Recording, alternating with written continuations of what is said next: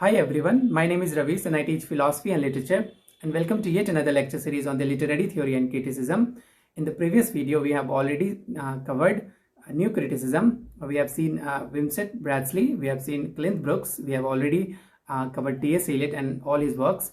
But in this video we will try to understand I. Richard's practical criticism.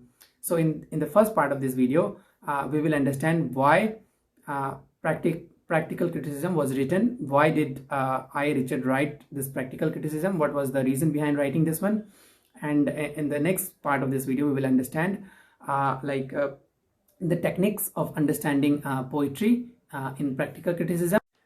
Then we will move on to the next part of this video, and in this part we will understand the meaning of the text according to I. Richards, and we will understand what is the meaning of the sense, feeling, and tone and intention. These are the four meaning of the text according to I. Richards. And then we will move on to then we will look like how does it affect on the readers, and what are the significance of reading a literary text when you remove the context, when you remove the historical context from a particular text. And at the end of this video we will look like some of the most important works of I. Richards, which is very important again for UGC NET. So stay connected at the end of this video, and I promise you will never miss out any single question from new criticism or I. Richards. So let's get started. So come and join me in my progressive life on YouTube and be a part of this great adventure of learning, because I bring the entire literary theory and criticism in front of you, and also because life is good when you're intelligent as well as educated. Now I. Richards, he was born in 1893. He was born in 1893 and he died in 1979, and his full name was Ivor Armstrong Richard. By the way, UGC used to ask questions something related to what is the full name of a particular writer, but they do not ask these questions anymore because these are very easy questions. And nowadays UGC is more technical rather than being formal. Now the I. Richards, he was a literary critic and he was a rhetorian. This simply means that he was interested in the logical, or let's say more grammatical understanding of literature, or you can also say he was interested in the linguistic part of the literature. Now he had a massive contribution in the formation of new criticism as well as in the formalist movement. So as we already know, he was a member of new criticism, right? And he also contributed a very good amount in the forming of formalist movement. Now he said in his principle of literary criticism that a book is machine to think with, but it need not therefore serve the functions either of the bellows of the locomotive. Now, isn't that this statement very beautiful? And I put this statement in this PPT because sometimes UGC gives you the statement and they will ask you this statement belongs to which particular writer. So they might ask. Anyway, some of the most important work is The Meaning of the Meaning, which was written with C.K. Ogden, which was published in 1923. And the second most important work is Principle of Literary Criticism, which was published in 1924. And The Practical Criticism, which was published in 1929. He also wrote so many other important works, which we will see at the end of this video. Now, in the practical criticism, I. Richards, he had three aims while constructing his book. So Richard famously writes that I am setting forth three aims, while constructing this book. The first aim was to introduce a new kind of documentation to those who are interested in the contemporary state of culture. As we already know, the entire literary theorists, they were concerned only with the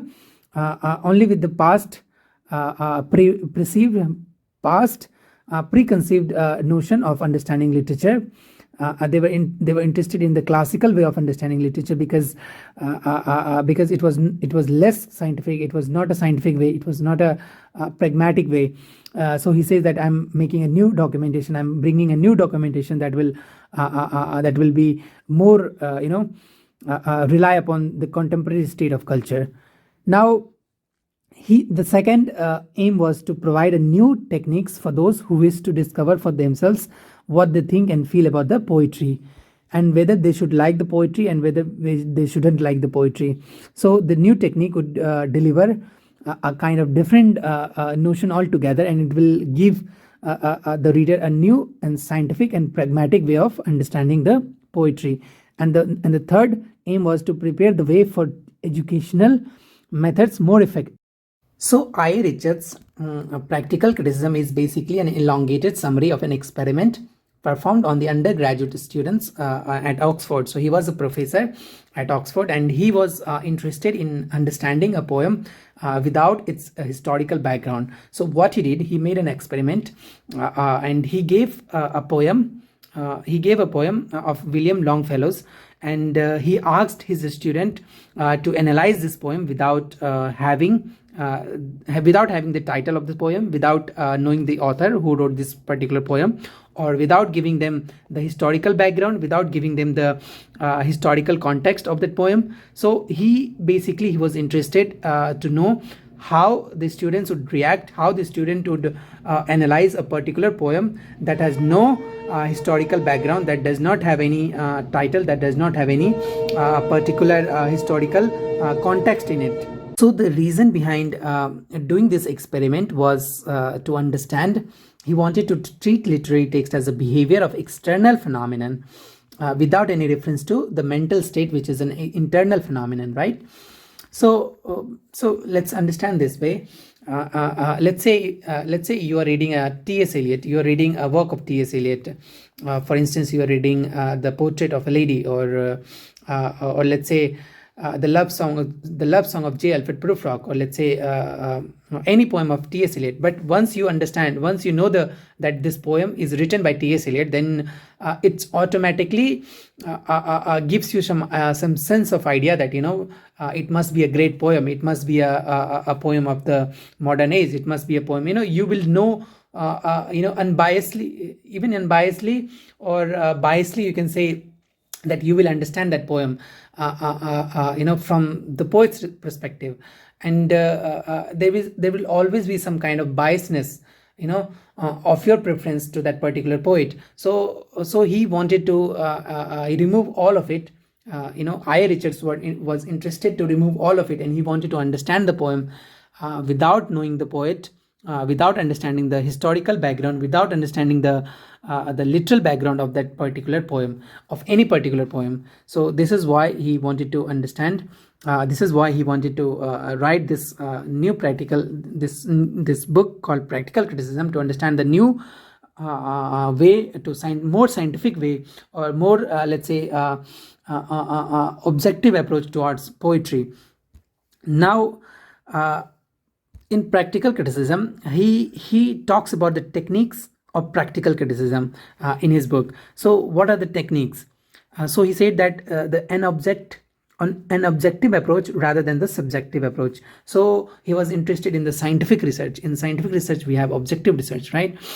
So he was interested in the close reading of the text. He was interested in the close analyzing of the text without knowing the context. Now, another technique would be the close textual and verbal study of a work of an art, that we already that I just said. Now, the pragmatic and empirical approach towards reading and analyzing art of literature.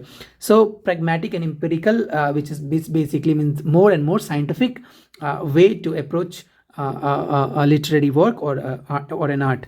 Now, he was also more focused on the words of the page rather than relying on the preconceived ideas about the text. As I have said, when you have preconceived ideas about the particular poet, then you are more biased toward that poet, because if you like that poet, then you will definitely like the poem as well. And when you are writing about when somebody will ask you to write the summary of that particular poem, then you will gain some biasness from your personal preference. That is what he wanted to remove from this way of understanding poetry, this way of understanding art or any literary text. Now he was more he wanted to make it more factual and scientific. The reason behind writing this, because he wanted to make it more factual as well as scientific. Now, now we will understand. See, when he was trying to understand this, when he was trying to analyze this new way of writing, so he had so many questions, and questions like literary text can be analyzed apolitically without having any political background. Is it possible to understand literary text without without politics? And how to read literary text? He was so concerned about how to read literary text, and like poems look different. Does poem look different when analyzed and presented in isolation? And he was also concerned. He was also thinking like literary text without chronology is possible or not. And yes, of course it's possible, because these are the questions that he had in his mind, while trying to write this book, while trying to experiment on his students. And then don't worry, I will provide this PDF. All you have to do is just join my Telegram channel, and you will get this PDF free of cost. Now, in practical criticism, basically he talks about the poem, and he talks about the poetry and the art, and he says that poetry is essentially a private experience. So basically this is quite related to the reader response theory. In reader response theory, what happens is that the reader is the responsible one. Reader is the active one, active proponent, and the writer becomes the passive one. So he says that poetry is essentially a private experience. So you don't have to. So each and every individual has a different way of constructing, different way of analyzing a poem, and there is no correct interpretation of poem. So let's say if somebody comes from a literature background, so he will analyze a literature in a different. He will analyze a poem in a different perspective. But let's say if someone is a farmer, if someone have never studied a poem, or let's say if someone someone comes from a scientific background, so obviously he will try to understand a poem through a scientific approach, right? So the interpretation of poem is basically cannot be said, cannot be understood. So because it's because there is no correct way of interpreting any individual poem.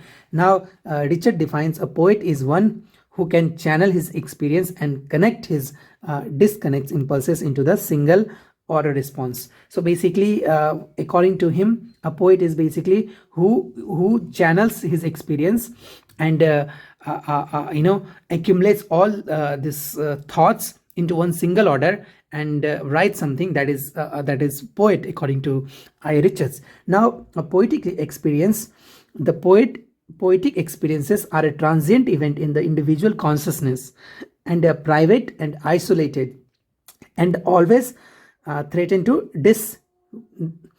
distraction. See, because you see, so many things comes alive, when you try to analyze a poem. So basically, there's a lot of distraction in it, because if there's no particular interpretation, then there's going to be distraction, right? So this is what he argues. He says that it is private and isolated because each and every individual defines or understands poem in a different way. Now, the meaning of the text, according to Richard, is of four kind, and UGC has already asked the question, and they have asked they gave in a different orders, and they asked students to bring all these things in order. So the first order is sense, second order is in feelings, and tone and intention. And that was the right answer. But I don't think they will ask you again the same question, but they will definitely ask you from within, like what is sense, what is feeling, what is tone, what is intention, something like that, Now, we will look further what is sense, what is feeling, what is tone, and what is intention, according to I. Richards, and what is the meaning of the text overall. Now, this is a kind of PPT that I made for you guys, which is very understandable. Now, the meaning of the text is basically sense, feeling, tone, and intention, right? Now, in feelings, in sense, he says that what is said by the author, what was the sense, what was the intention, what was the in what sense does an author mean to deliver his statement. So let's say suppose you're reading a poem. Let's say you're reading a poem of any particular poet. Let's say you're reading a poem of T.S. Eliot, The Wasteland. So what is said in The Wasteland is going to be under the sense.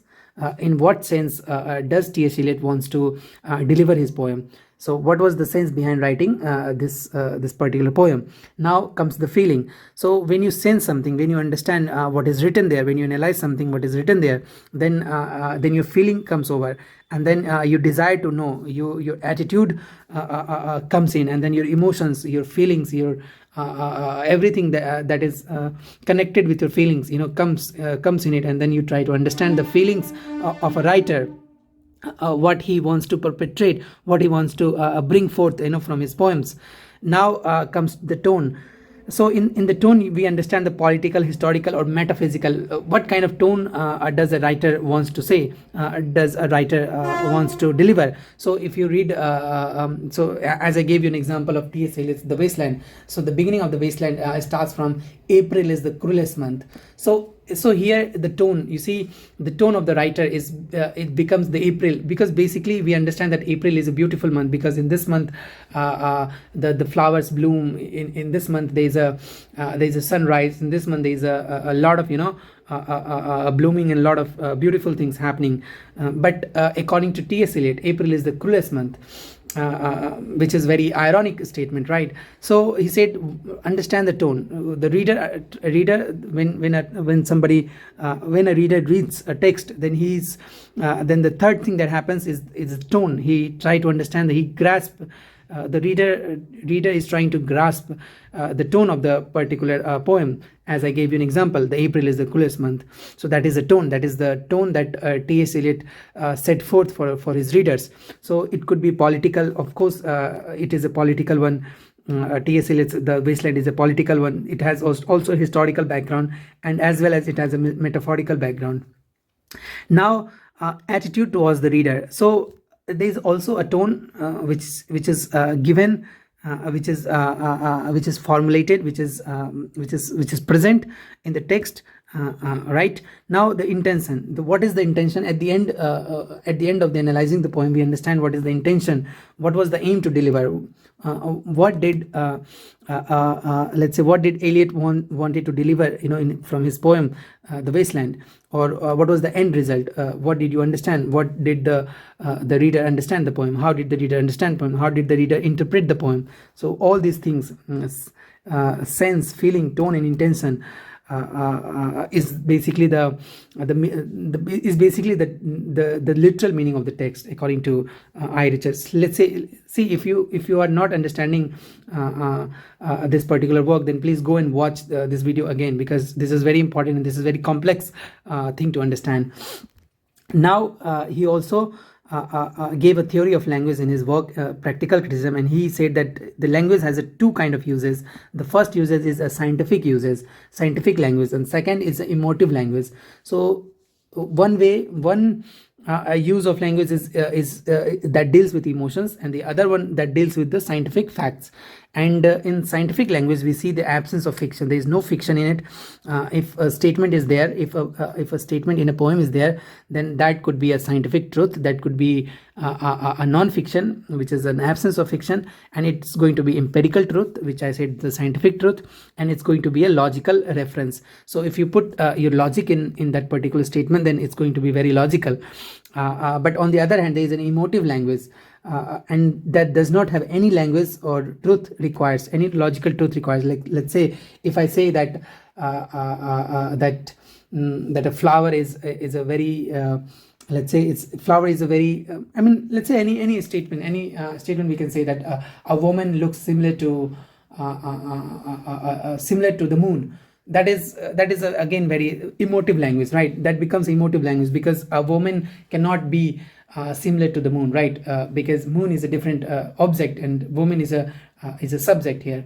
So it's just a metaphorical. It's just a way of understanding. It's just a way of portraying a woman with the moon. That is illogical. Obviously that is illogical. There is no logic. There is no reason to find a logic in that particular statement. That is emotive language according to I. Richards. Now he says that facts become obstacles. Like, if you want to put your facts, then it's going to be very obstacle.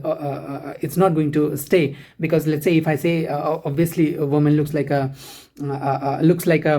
rose, or looks like a moon or sun, and if I try to apply the facts in it, then it's going to be it's going to work as an obstacle, right? Because it's not empirical truth. It's no way it's logical, right? Because it works on a sensory experience. It works the way we try to portray a woman in a beautiful way, in a aesthetic way.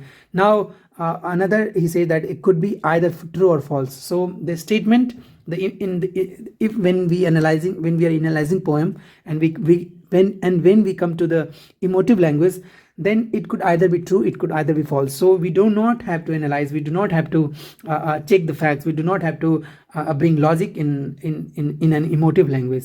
But in scientific language, it is truth, it is fact, it is empirical facts, and there is an absence of fiction. I hope you understood this one, because it's very important. Now we will look at some of his important works. The first important work is The Meaning of the Meaning, which was published in 1923 with Ogden. Now the second important work is The Principle of Literary Criticism, which was published in 1924. Please do remember the date, which is very important. I'm telling you again and again, always remember the date, because they will give you a question from chronological order, and they will ask you to write it in chronological order. These are the questions which is very common in UGC, NET, as well as UPSC. Now the Practical Criticism is again very important work, which is 1929, which we have already seen.